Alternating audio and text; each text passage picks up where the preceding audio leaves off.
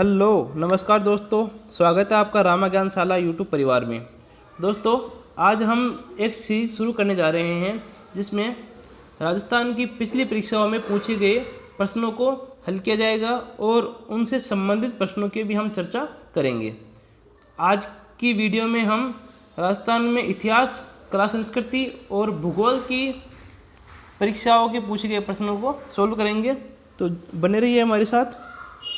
ये वीडियो आपके लिए हेल्पफुल होने वाली है।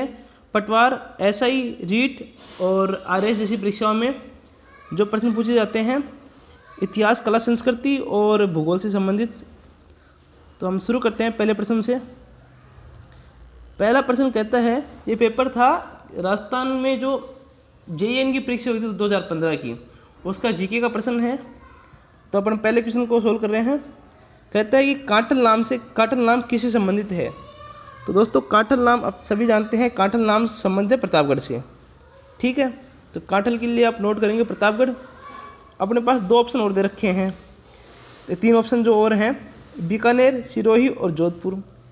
बीकानेर के लिए अपन नाम नोट करेंगे जांगल प्रदेश, सिरोही के लिए नाम नोट करेंगे शिवपुरी और जोधपुर के लिए नाम नोट करेंगे सूर्यनगरी। ठीक है, जोधपुर को प्राचीन काल में सूर्यनगरी कहा जाता था। आज भी जोधपुर को सन सिटी या ब्लू सिटी कहा जाता है। सिरोही को शिवपुरी और बीकानेर को जंगल प्रदेश कहा जाता था। चलते अगले प्रश्न पे। कहता है, बीकानेर का प्राचीन नाम क्या था, जो कि अपन ने पिछली लाइन में डिस्कस किया था कि बीकानेर के लिए अपन ने जंगल प्रदेश लॉक किया था। शिवी कहते थे प्राचीन काल में मेवाड़ को। मध्यमिका, जो कि चित्तौड़ का हिस्सा है, जो प्राचीन काल में शिवी जनपद की राजधानी था। मरु यानी कि जोधपुर। ठीक है, मरु मतलब मारवाड़ के आसपास का क्षेत्र है, इसको अपन जोधपुर भी अभी कह सकते हैं। अब आपसे पूछता है कि चित्तौड़ का प्राचीन नाम क्या था। तो चित्तौड़ का प्राचीन नाम अपने हो जाएगा चित्रकूट। ठीक है, चित्तौड़ का तो हो जाएगा चित्रकूट। शिवी जनपद ये मेवाड़ के लिए है, पूरा मेवाड़ के लिए शिवी जनपद हो जाएगा। मरु आपके लिए हो जाएगा जोधपुर का। जंगल मैंने बताया था बीकानेर। ठीक है, चलते अगले क्वेश्चन की ओर। कहता है, हमीर महाकाव्य का लेखक कौन था। आप सभी जानते हो कि हमीर महाकाव्य का लेखक नयनचंद्र सूरी थे। कवि राजा श्यामल दास की एक प्रसिद्ध रचना थी वीर विनोद, जीएच ओझा। ठीक है, इनकी अगर आप रचना की बात करो तो राजपूतानी का प्राचीन इतिहास इन्होंने लिखा था, मेवाड़ का इतिहास लिखा था, बांसवाड़ा का इतिहास लिखा था, डूंगरपुर का इतिहास लिखा था। तो इस प्रकार इन्होंने प्राचीन इतिहास लिखे थे जीएच ओझा ने। ठीक है, अब आता है नैन्सी का नंबर। तो नैन्सी को मारवाड़ का अबुल फजल भी कहा जाता है। इन्होंने मारवाड़ परगनारी विगत लिखा था और नैन्सी ख्यात के नाम से भी ग्रंथ लिखा था। ठीक है, अब कहता है कि नाडोल में किस राजपूत वंश का शासन था। तो नाडोल में चौहान राजपूत वंश का शासन था। नाडोल के लिए आप चौहान इसमें नोट कर लेंगे। अब आपसे पूछता है कि राव जोधा कौन था। सभी को पता है कि राव जोधा ने 12 मई 1459 को जोधपुर की स्थापना की थी। तो जोधा जोधपुर के संस्थापक हो जाएंगे। अब पूछता है कि नाथों का मंदिर कहाँ स्थित है। तो नाथों का मंदिर है महामंदिर जोधपुर में। ठीक है, अगला प्रश्न है, कीर्ति स्तंभ कहाँ स्थित है। तो कीर्ति स्तंभ चित्तौड़गढ़ में स्थित है। कीर्ति स्तंभ का निर्माण 12वीं शताब्दी में एक जैन व्यापारी थे कथोड़, उन्होंने कीर्ति स्तंभ का निर्माण करवाया था। ये विजय स्तंभ से अलग है। विजय स्तंभ का निर्माण 15वीं शताब्दी में महाराणा कुंभा ने करवाया था और कीर्ति स्तंभ का निर्माण चित्तौड़गढ़ में एक जैन व्यापारी कथोड़ ने 12वीं शताब्दी में करवाया था। ठीक है, कीर्ति स्तंभ और विजय स्तंभ में फर्क आप पता कर लेंगे, जो दोनों का है चित्तौड़गढ़ में है। अब पूछते हैं, अचलगढ़ का दुर्ग किसने बनवाया था। अचलगढ़ का दुर्ग महाराणा कुंभा ने 1452 में आबू में बनाया था, जो कि सिरोही जिले में है। तो महाराणा कुंभा ने बनवाया था अचलगढ़ का दुर्ग कब, 1452 में। अब कहता है कि नाथ द्वारा चित्र शैली में चित्रण मिलता है। तो नाथ द्वारा चित्र शैली में श्रीनाथ जी का चित्र मिलता है। स्त्रियों का बाजूबंद आभूषण कहाँ पहना जाता है। तो बाजू के नाम से सीधा फिक्स है कि बाजूबंद हाथ में पहना जाता है। अगला प्रश्न है कि भीनमाल का प्राचीन नाम क्या था। तो भीनमाल का प्राचीन नाम श्रीमाल था, जो कि जालोर में है। प्राचीन काल में गुजरात की राजधानी था श्रीमाल। ठीक है, अब दे रखा है माड़, जो कि जैसलमेर का हिस्सा है, इसका मतलब माड़ जैसलमेर का प्राचीन नाम है। चंद्रावती ये आबू का प्राचीन नाम है, ठीक है। और मरु आपको बता रखा है जोधपुर का प्राचीन नाम है। आपसे पूछ रहा है नक्की झील कहाँ पर स्थित है, तो नक्की झील राजस्थान की सबसे ऊंची झील है, जो कि आबू सिरोही में स्थित है। इससे आगे पूछता है पिछोला झील कहाँ स्थित है। दोस्तों पिछोला झील उदयपुर में स्थित है। राणा दाखा के समय एक बंजारे ने इसका निर्माण करवाया था। वंश भास्कर का लेखक कौन है, तो दोस्तों वंश भास्कर का लेखक सूर्यमल मिश्रण है। नैन्सी के लिए आपको बताया था कि मारवाड़ा परगनारी विगत, ठीक है। दयालदास जी की ख्यात, बाकीदास की ख्यात, ये इनकी ख्यात प्रसिद्ध है। बाकी वंश भास्कर के रचयिता हो जाएंगे सूर्यमल मिश्रण। अब कहता है गाल्व ऋषि का आश्रम कहाँ स्थित है। दोस्तों गाल्व ऋषि का आश्रम जयपुर के गलताजी में स्थित है। करणी माता का मेला कहाँ लगता है, तो करणी माता का मेला देशनोक बीकानेर में करणी माता का मंदिर है, वहाँ पर करणी माता का मेला लगता है। ये चारण कुल की देवी हैं। इनके मंदिर में सफ़ेद चूहे घूमते रहते हैं, जिनको काबा कहा जाता है। और करणी माता मंदिर का निर्माण महाराजा गज सिंह ने करवाया था, जो कि देशनोक बीकानेर में स्थित है। रणकपुर मंदिर का शिल्पी कौन था, तो दोस्तों रणकपुर मंदिर का शिल्पी दीपा या दीपाक था, ठीक है। रणकपुर का मंदिर जो है पाली की देसूरी तहसील में है। ये एक चतुर्मुखी जैन मंदिर है, जिसमें 1444 खंबे हैं, ठीक है। तो खंभों के लिए प्रसिद्ध है, चतुर्मुखी मंदिर है रणकपुर का जैन मंदिर। ये आदिनाथ को समर्पित है। इससे अगला है बैराट प्राचीन काल में राजधानी थी। तो दोस्तों बैराट जो कि वर्तमान में विराटनगर जयपुर में स्थित है, ये मत्स्य जनपद की राजधानी थी। अलाउद्दीन खिलजी ने मेवाड़ पर आक्रमण कब किया था, तो सभी जानते हैं कि 1303 में अलाउद्दीन खिलजी ने चित्तौड़ पर आक्रमण किया था, जिसमें रानी पद्मिनी और राजा रतन सिंह के ऊपर इन्होंने आक्रमण किया था। और इन्होंने ये उस टाइम मेवाड़ का एक साका भी हुआ था। तो महारानी पद्मिनी ने 1600 रानियों के साथ अग्निजोहर किया था। हल्दी घाटी का युद्ध कब लड़ा गया था, तो हल्दी घाटी का युद्ध के लिए आप नोट करेंगे 18 जून 1576, ठीक है। 18 जून 1576 आप इसमें नोट करेंगे। कई जगह 21 जून 1576 भी लिखा होता है, तो यहाँ पर तो मुद्दा 1576 का है, तो आप 1576 एक बार के लिए 18 जून 1576 नोट कर लीजिए। मालती माधव के चित्र कहाँ अंकित है। दोस्तों मालती माधव चित्रशैली जो है ये तो मेवाड़ी चित्रशैली है। और मालती माधव जो ग्रंथ है जिसकी रचना भवभूति ने की थी, जिनका नाम श्रीकांत नीलकंठ है, ये भी आप नोट कर लेना, क्योंकि मालती माधव के चित्र भी बहुत बार पूछे जाते हैं और मालती माधव ग्रंथ के बारे में भी पूछ लिया जाता है। इसलिए मालती माधव चित्रशैली, इसके लिए आप मेवाड़ शैली नोट करेंगे। ग्रंथ की बात करें तो इसके रचयिता हो जाएंगे भवभूति, जिसका नाम श्रीकांत नीलकंठ भी है। राजस्थान में समाचार पत्रों का सर्वप्रथम प्रकाशन प्रारंभ हुआ था। तो दोस्तों राजस्थान में समाचार पत्रों का सर्वप्रथम प्रकाशन प्रारंभ हुआ था जोधपुर में 1866 से। मारवाड़ गजट के नाम से सर्वप्रथम समाचार पत्रों का प्रकाशन हुआ था जोधपुर में। राजस्थान सेवा संघ की स्थापना कब हुई थी, तो राजस्थान सेवा संघ की स्थापना 1919 में महाराष्ट्र के वर्धा में हुई थी। विजय सिंह पथिक, हरिभाऊ उपाध्याय, हरिभाऊ किंकर, रामनारायण चौधरी ऐसे लोगों ने इसकी स्थापना की थी राजस्थान सेवा संघ। पोपाबाई की पोल नामक पुस्तक किसने लिखी, तो इसका आंसर हो जाएगा जयनारायण व्यास। जयनारायण व्यास ने मारवाड़ की अवस्था के नाम से भी एक ग्रंथ लिखा था। तो अभी जो प्रश्न है पोपाबाई की पोल, इसका आंसर हो जाएगा जयनारायण व्यास। भारत का कौन सा राज्य राजस्थान की सीमा से सीमा नहीं लगाता है, तो राजस्थान की सीमा से कौन सा राज्य नहीं लगता है। दोस्तों राजस्थान की जो टोटल बाहरी सीमा है 5920 किलोमीटर है, जिसमें से 1070 जो सीमा है वो अंतर्राष्ट्रीय सीमा है जो कि पाकिस्तान से लगती है।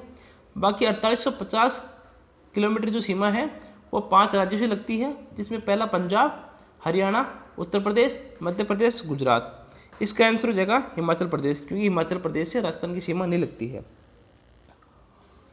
अब कहता है कि सन 2001-2011 के दौरान निम्नलिखित में से कौन से जिले में सर्वलौकिक जनसंख्या वृद्धि हुई थी। तो सबसे ज़्यादा जनसंख्या वृद्धि बाड़मेर में हुई थी, 32.5% जनसंख्या वृद्धि हुई थी बाड़मेर में। तो इसका आंसर आप नोट कर लेंगे, बाड़मेर। राजस्थान में न्यूनतम महिला साक्षरता 2011 थी। 2011 में महिला साक्षरता सबसे कम जैसलमेर और सिरोही में थी, 39.7%। दोनों बराबर थी महिला साक्षरता, जैसलमेर और सिरोही। अब आपसे पूछ लिया जाता है अगला क्वेश्चन, राजस्थान का ग्रेनाइट उद्योग का सबसे महत्वपूर्ण क्षेत्र है। दोस्तों सबसे ज़्यादा महत्वपूर्ण जो क्षेत्र है ग्रेनाइट के क्षेत्र में, जालोर। राजस्थान में जालोर को ग्रेनाइट सिटी भी कहा जाता है। तो इसका आंसर हो जाएगा ग्रेनाइट सिटी का मतलब जालोर। राष्ट्रीय राजमार्ग संख्या 15 निम्नलिखित में से कौन सा नगर नहीं आता है। कौन सा जो नगर है जिस पर राजमार्ग संख्या 15 नहीं लगता है। अब इसमें क्या है कि जो 4 जिले राजस्थान के लगते हैं, गंगानगर, बीकानेर, जैसलमेर और बाड़मेर। तो ठीक है, इसके अंदर नागौर इसका आंसर हो जाएगा कि नागौर जिले से राष्ट्रीय राजमार्ग संख्या 15 नहीं गुजरता है। लाखेरी इंद्रगढ़ क्षेत्र जिसके लिए प्रसिद्ध है वह है। तो लाखेरी इंद्रगढ़ जो क्षेत्र है वो चूना पत्थर के लिए प्रसिद्ध है। 1916 में यहाँ पर सीमेंट कारखाने की स्थापना हुई थी। तो इसका आंसर हो जाएगा चूना पत्थर। तो लाखेरी इंद्रगढ़ जो क्षेत्र है चूना पत्थर के लिए प्रसिद्ध है। राजस्थान के वार्षिक वर्षा की समवर्षा रेखाओं की सामान्य प्रकृति होती है। तो राजस्थान जो वार्षिक वर्षा की समवर्षा रेखाओं की सामान्य प्रकृति है, उत्तर पूर्व से दक्षिण पश्चिम, जो कि इसमें पहला ऑप्शन है। तो इसका आंसर हो जाएगा उत्तर पूर्व से दक्षिण पश्चिम। राजस्थान के किस जिले से अधिकतम सीमाएं स्पर्श करती हैं। ये क्वेश्चन बहुत बार परीक्षा में पूछा गया है कि कौन से जिले से अधिकतम जिले सीमा टच करते हैं। इसका आंसर हो जाएगा पाली। दोस्तों पाली से अधिकतम 8 जिलों की सीमाएं लगती हैं। तो 8 जिलों का नाम नोट करने के लिए आपको छोटे ट्रिक बताता हूँ। उदयपुर की अनारा को जाबाजों का सलाम। इसमें उदयपुर हो जाएगा एक, तो अजमेर, नागौर, राजसमंद, जालोर, बाड़मेर, जोधपुर और सिरोही, ये 8 जिले पाली से सीमा लगाते हैं। ठीक है, राजस्थान के किस जिले से 78 डिग्री पूर्वी देशांतर रेखा गुजरती है। अब अक्षांश और देशांतर रेखाओं के ऊपर जो स्थिति देखें तो राजस्थान का जो एरिया है पूरा वो आता है 23 डिग्री 3 मिनट उत्तरी अक्षांश से, 30-12 उत्तरी अक्षांश। ये तो अक्षांश की बात होगी। देशांतर में अगर बात करें 69 डिग्री 30 मिनट से 78 डिग्री 17 मिनट, ये पूर्वी देशांतर की बात होगी। अब पूछता है कि 78 डिग्री जो पूर्वी देशांतर है वह कहाँ से गुजरता है। इसका सीधा आंसर हो जाएगा धौलपुर। ठीक है, जो पूर्वी जो जिला है राजस्थान का धौलपुर है, उसका अंतिम छोर 78 डिग्री 17 मिनट। तो 78 डिग्री जो पूर्वी देशांतर है वो सिर्फ धौलपुर से गुजरता है। निम्नलिखित राजस्थान में जिन पवनों में से सर्दकालीन वर्षा होती है। तो राजस्थान में जो सर्दकालीन वर्षा होती है वो कौन सी पवनों से होती है। इसका आंसर हो जाएगा दक्षिण पश्चिम मानसून से। दोस्तों दक्षिण पश्चिम मानसून से राजस्थान में सर्दकालीन वर्षा होती है। थार मरुस्थल का सर्वाधिक विस्तार है। अब 4 ऑप्शन है, ईरान, पाकिस्तान, भारत, अफगानिस्तान। तो सीधी सी बात है, थार के मरुस्थल का 85% भाग तो भारत में है और 15% भाग पाकिस्तान में है। तो सर्वाधिक विस्तार मिलेगा आपको भारत में 85%। अब अगला क्वेश्चन है, पश्चिमी विक्षोभ संबंधित नहीं है। अब पश्चिमी विक्षोभ की जो बात आ रही है ये हवाओं और पानी से संबंधित है। तो वायुदाब इसमें आंसर हो जाएगा, वर्षा हो जाएगा, वायुमंडल हो जाएगा। मृदा संरचना से पश्चिमी विक्षोभ का कोई संबंध नहीं है। ये बिल्कुल सामान्य ज्ञान का प्रश्न है, आपको देखते पता लग जाना चाहिए। अगला क्वेश्चन आपसे पूछता है, कुल बोए गए क्षेत्र का बाजरा के अंतर्गत अधिकतम प्रतिशत क्षेत्र राजस्थान के किन जिलों में है। तो वो जिले आपके हो जाएंगे जैसलमेर और बाड़मेर। तो पहला ऑप्शन इसमें टिक कर देना। हाँ, जैसलमेर बाड़मेर में अधिकतम क्षेत्र है जो बाजरे का बोया जाता है। वायु का तापमान बढ़ने पर निरपेक्ष आर्द्रता पर क्या फर्क पड़ता है। तो वायु का तापमान बढ़ने पर निरपेक्ष आर्द्रता घटती है। ठीक है, सेकंड ऑप्शन इसका आंसर हो जाएगा। सर्वाधिक दैनिक तापांतर होता है। दैनिक तापांतर का मतलब है कि अधिकतम तापमान और न्यूनतम तापमान में जो अंतर है वो सर्वाधिक कहाँ रहता है। इसका आंसर हो जाएगा पश्चिमी राजस्थान, क्योंकि वो पूरा रेतीला इलाका है और रेत जो है जल्दी ठंडी होती है, जल्दी गर्म होती है, तो सर्वाधिक तापांतर हो जाएगा आपके पश्चिमी राजस्थान में। इसी के साथ आपको ये भी नोट करना है कि जो सर्वाधिक तापांतर जो जिले की बात करें, इसका आंसर आपने हो जाएगा जैसलमेर। राजस्थान में सफ़ेद सीमेंट के लिए कौन सी जगह प्रसिद्ध है। तो सफ़ेद सीमेंट के लिए राजस्थान में गोटन नामक जगह है जो कि नागौर जिले में है, तो प्रसिद्ध है। ठीक है, अगले क्वेश्चन को चलते हैं। बनास नदी का निकास है, मतलब बनास नदी कहाँ से निकलती है। तो इसमें अगर आप हिंदी में पढ़ोगे तो कैमूर पटाड़े लिखा है, बाकी इसका आंसर है खमनोर की पहाड़ियाँ। आप इंग्लिश में देखोगे KHAMNOR, तो खमनोर की जो पहाड़ियाँ हैं वहाँ से बनास की नदी निकलती है जो कि राजसमंद से निकलती है। राजस्थान का कौन सा जिला लोअर एस्क सहित अमक पाया जाता है। ये आप इसको हिंदी में जो इंग्लिश में पढ़ोगे सही समझ में आएगा। In which district of Rajasthan mica mixed hematite iron ore is found, मतलब माइका मिक्स्ड हेमेटाइट लोहा कहाँ पाया जाता है। इसका आंसर हो जाएगा जयपुर। दोस्तों जयपुर में मोरिजा बानोल क्षेत्र है, वहाँ पर आपको हेमेटाइट लोहा मिलता है। राजस्थान की कौन सी झील टोड रॉक से जानी जाती है। तो टोड रॉक के नाम से नक्की झील जानी जाती है जो कि आपके माउंट आबू सिरोही में है। डामोर जनजाति का मुख्य व्यवसाय है, ये आपसे पूछ रहा है कि डामोर जो जनजाति है उसका मुख्य व्यवसाय हो जाएगा खेती करना और पशुपालन करना। तो पहला ऑप्शन इसका आंसर हो जाएगा। ये शिकार, फल इकट्ठा करना, मछली पालन जैसा कोई काम नहीं करते हैं। डामोर जनजाति का मुख्य व्यवसाय है खेती और पशुपालन, पहला ऑप्शन इसका आंसर हो जाएगा। राजस्थान में जनसंख्या का प्रतिरूप निर्धारित होता है। तो जनसंख्या का जो प्रतिरूप है वो राजस्थान में स्थलाकृतिक विशेषताओं के द्वारा निर्धारित होता है कि मतलब इस क्षेत्र में इतनी जनसंख्या रहती है, इस क्षेत्र में इतनी जनसंख्या रहती है। तो कुल मिलाकर मोटी मोटी 4 प्रकार की क्षेत्र माना गया है राजस्थान में। एक आपका पूर्व का मैदान हो जाएगा, अरावली पर्वतीय प्रदेश, हाड़ौती का पठार और बाकी पश्चिमी मरुस्थल। तो 4 भागों में राजस्थान की जनसंख्या को बांटा गया है। अंता पावर प्लांट किस प्रकार का है।